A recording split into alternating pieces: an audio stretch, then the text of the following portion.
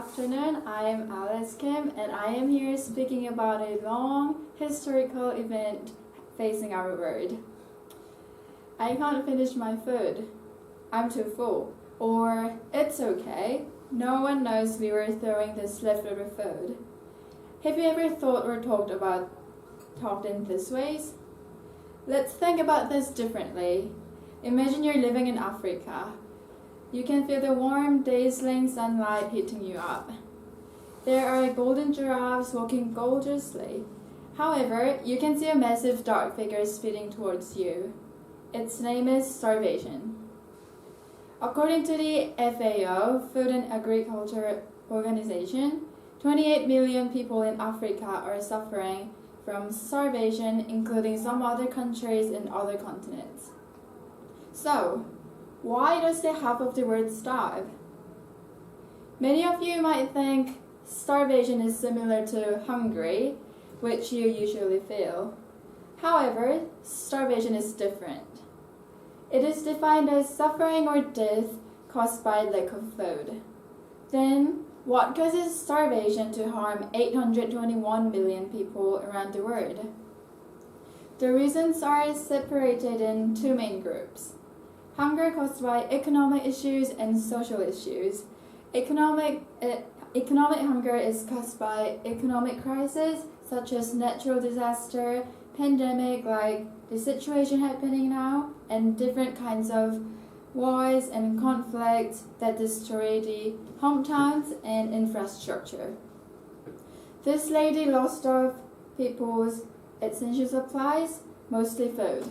Currently, international organizations are running refugee camps and supporting food to the countries starving from economic issues.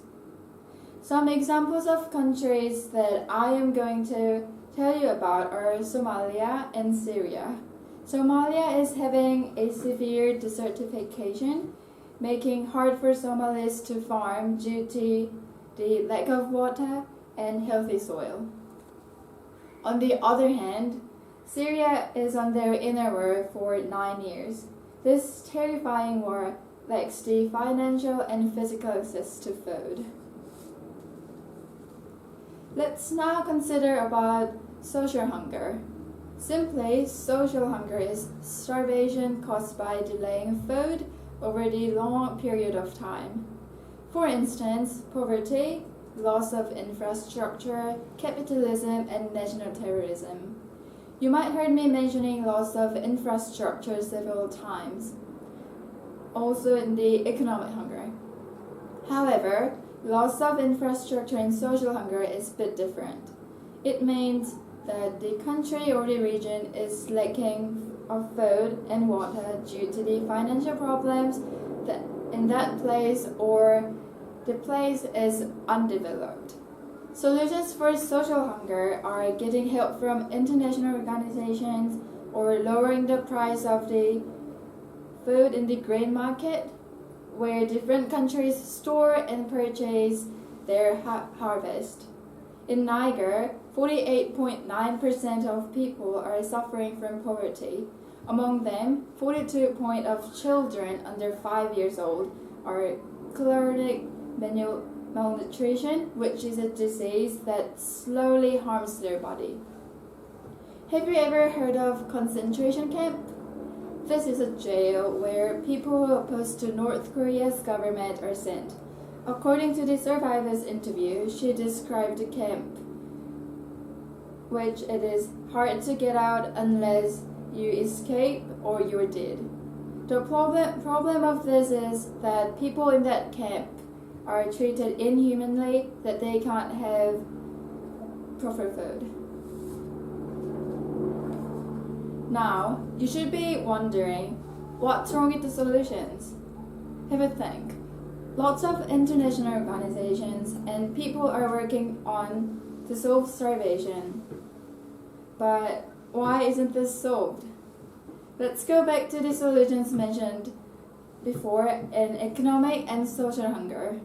First, refugee camp. When the international organizations first established the refugee camp, it seemed like it was working well. People who needed medical and food assistance were recovered and community was built. Unfortunately, the good time didn't stay long. People all around the place started to come, and medical supplies and food ran out rapidly.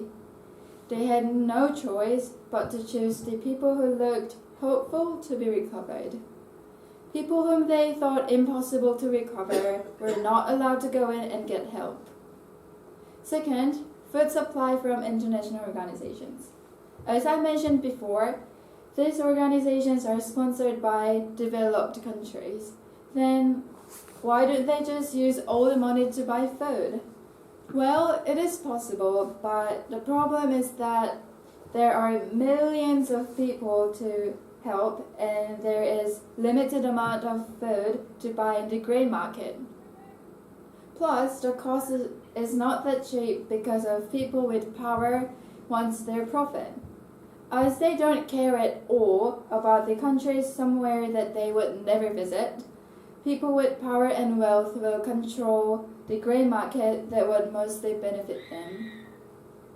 To conclude, I am reluctant to tell you about the dark tragedies happening, but I strongly insist that even though starvation seems like an impossible problem to solve, the world should be aware of the suffering of people and selfishness of people with power.